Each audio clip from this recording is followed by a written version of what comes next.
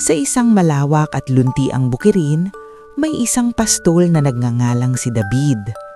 Si David ay hindi isang ordinaryong pastol. Para sa kanya, ang kanyang mga tupa ay hindi lang basta mga hayop. Sila ay kanyang mga kaibigan, kanyang pamilya.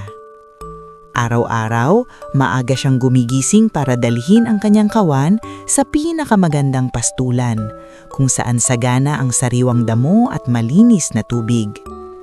Kilala niya ang bawat isa sa kanyang 100 tupa. Alam niya kung sino ang pinakamalakas, ang pinakamahiyain, at maging ang pinakamakulit. Bawat isa ay may pangalan, at kapag tinawag niya sila, agad silang lumalapit dahil kilala nila ang kanyang tinig. Sa umaga, ginigising niya sila sa isang malambing na tawag. "Halina, mga mahal kong kaibigan, oras na para kumain."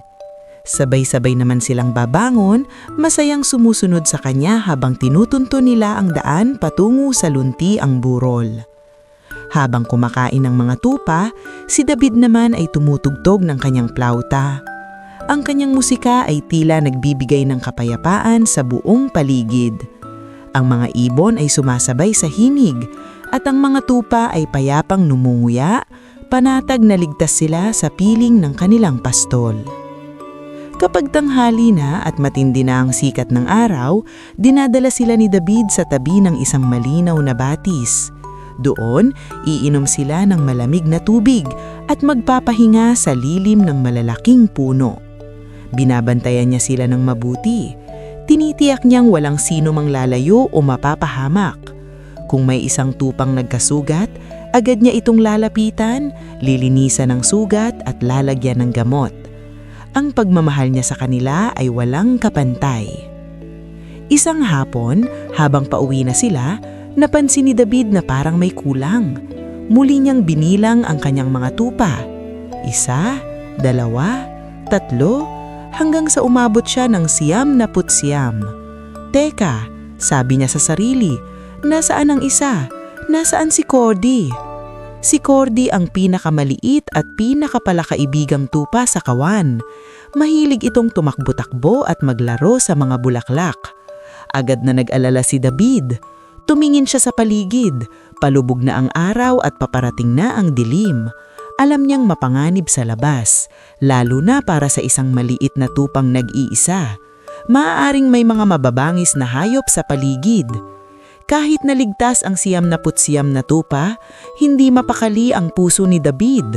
Ang isang nawawala ay kasing halaga ng lahat ng naiwan. Kaya't maingat niyang dinala ang 99 sa kanilang ligtas na kulungan. Sinigurado niyang may sapat silang pagkain at tubig.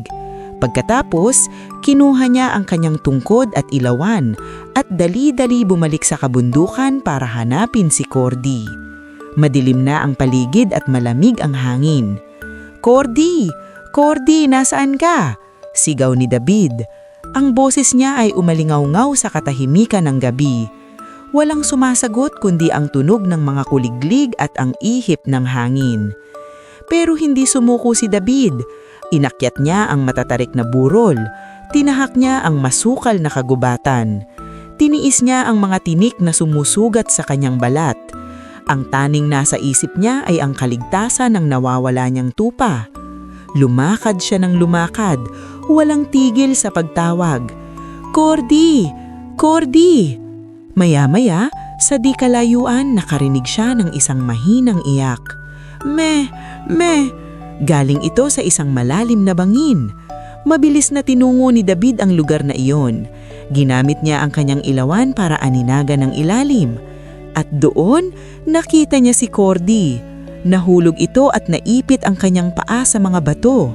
Takot na takot ang itsura ng maliit na tupa. "Cordy, huwag kang matakot, nandito na ako, ililigtas kita," sabi ni David sa malumanay na boses para pakalmahin ito.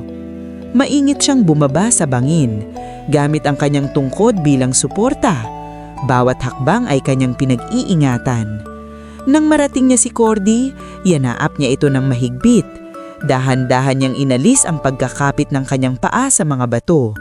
Nakita niyang may sugat ito kaya't agad niya itong ginamot gamit ang dala niyang langis.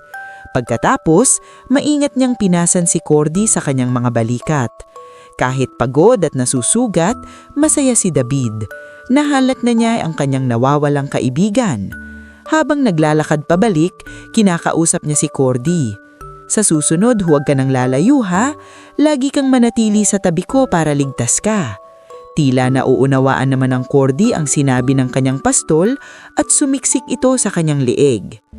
Nang makabalik sila sa kulungan, sinalubong sila ng buong kawan.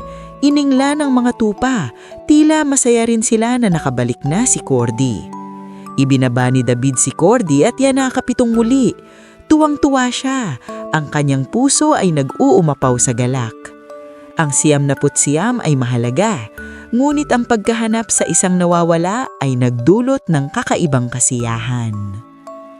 Mga bata, ang kwento ng mabuting pastol ay nagtuturo sa atin tungkol sa pagmamahal at pag-aalaga. Katulad ni David, mayroon din tayong isang mabuting pastol na laging nagbabantay at nagmamahal sa atin. Kahit minsan ay naliligaw tayo ng landas o nalulungkot, lagi lang nating tatandaan na kapag tayo ay nalulungkot o natatakot, isipin lang natin ang mabuting pastol na laging handang hanapin at iligtas sa atin. Ang pagmamahal niya ay walang hanggan at walang kapantay. Sana ay nagustuhan ninyo ang ating kwento para sa araw na ito. Huwag kalimutang laging maging mabuti at mapagmahal sa lahat.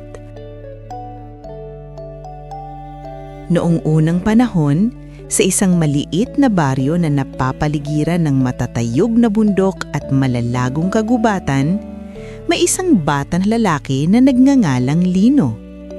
Si Lino ay isang batang malikhain at palaging nag-iisip. Mahilig siyang tumingala sa kalamitan tuwing gabi, lalo na kapag kabilugan ng buwan. Para sa kanya, ang buwan ay hindi lang isang malaking bilog na nagbibigay liwanag sa dilim. Ito ay isang mahiwagang kaibigan na nagbabantay sa kanyang pagtulog. Isang gabi, habang nakadungaw si Lino sa bintana ng kanyang kwarto, tinititigan niya ang napakaliwanag na buwan. Bumuntong hininga siya. Sana raw makausap niya ang buwan. Nais niyang itanong kung ano ang itsura ng mundo mula sa itaas. Kung nakikita ba nito ang mga bituin ng malapitan. At kung nalulungkot din ba ito minsan kapag nag-iisa sa kalawakan. Sa kanyang pagkamangha, biglang may narinig siyang isang malumanay na boses na tila nagmumula sa sinag ng buwan na tumatama sa kanyang bintana. "Lino," sabi ng boses na puno ng kaamuan, "naririnig kita." Napalundag si Lino sa gulat. Lumingon-ingon siya sa paligid. Wala namang ibang tao sa kanyang kwarto. "Sino ka?" takang tanong niya. "Ako ang buwan," sagot ng boses na puno ng kaamuan. "Matagal na kitang pinagmamasdan, Lino. Nakikita ko ang iyong kabutihan at ang iyong malinis na puso." Hindi makapaniwala si Lino. Ang kanyang pinakamalaking pangarap ay natupad. Naglakas loob siyang magtanong, "Talaga? Ikaw po ang buwan? Paano po kayo nakakapagsalita?" Ang mahika ng gabi ay puno ng hiwaga, paliwanag ng buwan. At dahil sa iyong dalisay na paniniwala, binigyan ako ng pagkakataon makausap ka. Labis ang tuwa ni Lino. Dali-dali niyang inilabas ang lahat ng tanong na matagal na niyang gustong malaman. "Totoo po ba? Ano pong itsura namin mula dyan sa itaas?" "Mula rito," sabi ng buwan, "ang mundo ay isang napakagandang bola ng kulay asul at berde. Ang inyong mga bahay ay parang maliliit na tuldok na kumikinang sa dilim, lalo na sa mga lugar na tulad ng sa inyo na payapa at tahimik. Nakikita ko ang mga ilog na parang mga pilak na sinulid at ang mga bundok na nagbabantay sa inyong pagtulog." "Wow!" bulalas ni Lino. Ang mga bituin po, kaibigan niyo po ba sila?" "Oo, sila ang aking mga kasama sa mahabang gabi. Ang bawat isa sa kanila ay may sariling kwento at sariling kislap. Naglalaro kami ng taguan sa likod ng mga ulap at sabay-sabay na nagbibigay liwanag sa buong sansunukob. Nakinig ng mabuti si Lino. Ang bawat salita ng buwan ay parang musika sa kanyang pandinig. Maya-maya, isang katanungan ang pumasok sa kanyang isip. "Ginang Buwan?" Hinanang sabi niya. "Hindi po ba kayo nalulungkot dyan sa itaas? Mag-isa lang po kayo?" Ngumiti ang buwan at ang sinag nito ay lalong nagliwanag. "Lino, hindi ako nag-iisa. Dahil sa mga batang tulad mo na tumitingala sa akin gabi-gabi, nararamdaman ko ang inyong pagmamahal. Ang bawat pangarap na ibinubulong ninyo sa hangin ay naririnig ko. Ang bawat hiling na idinadalangin ninyo bago matulog ay nagbibigay sa akin ng lakas. Pero paano po kapag madilim at hindi ko kayo makita? Kapag natatakpan kayo ng makakapal na ulap?" Tanong ulit ni Lino. "Kahit hindi mo ako nakikita, Lino, lagi akong naririyan. Tulad ng araw na laging sumisikat sa umaga, ako naman ay laging nagbabalik sa gabi. Ang pagkakaibigan natin ay hindi nasusukat sa kung nakikita mo ako o hindi. Ito ay nararamdaman sa puso." Ang mga salitang iyon ay nagbigay ng kakaibang init sa puso ni Lino. Naintindihan niya na ang tunay na pagkakaibigan ay hindi laging nakikita, pero laging nararamdaman.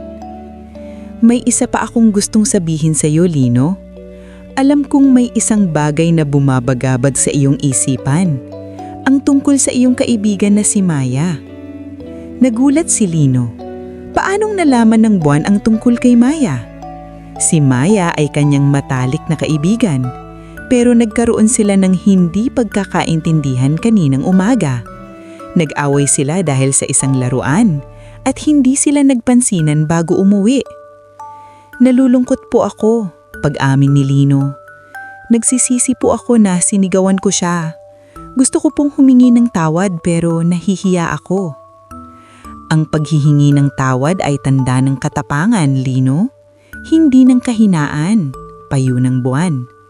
Ang isang pagkakamali ay hindi nabubura ng isa pang pagkakamali. Ang galit ay parang madilim na ulap na tumatakip sa liwanag ng pagkakaibigan. Ngulit ang pagpapatawad ay parang hangin na nagtataboy ng mga ulap na iyon para muling sumikat ang liwanag. "Pero paano po kapag galit pa rin siya sa akin?" "Subukan mo," sabi ng buwan.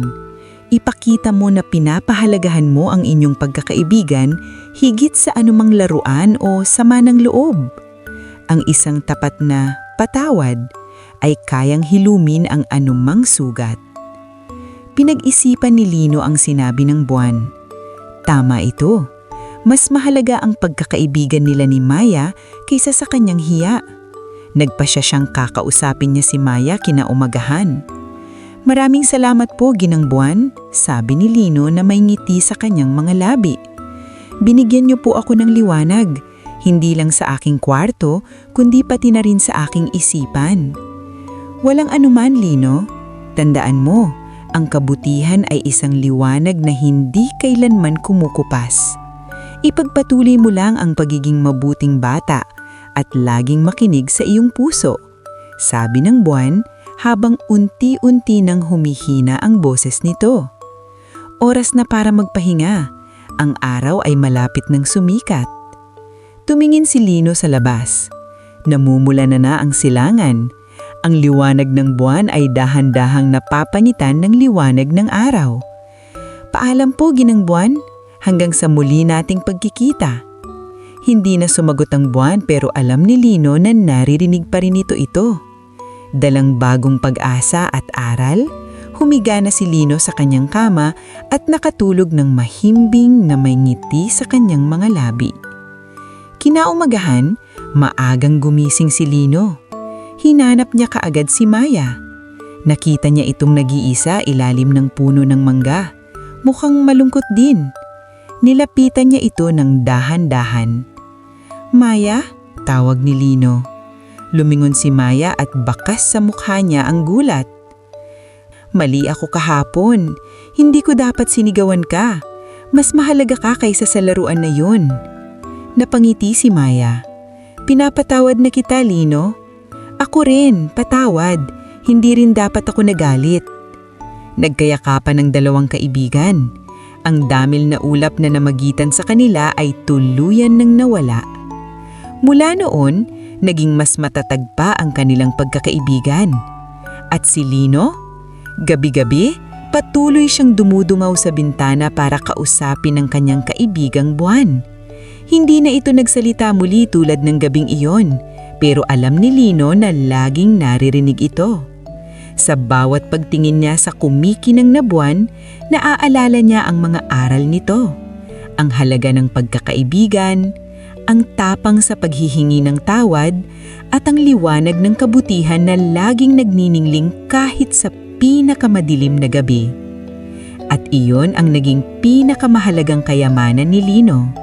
Isang lihim na tanging siya at ang buwan lamang ang nakakaalam. Salamat sa panunood mga kaibigan. Kung nagustuhan niyo ang kwento ni Lino, huwag kalimutang mag-like, mag-share at mag-subscribe para sa mas marami pang kwentong pambata. Hanggang sa muli!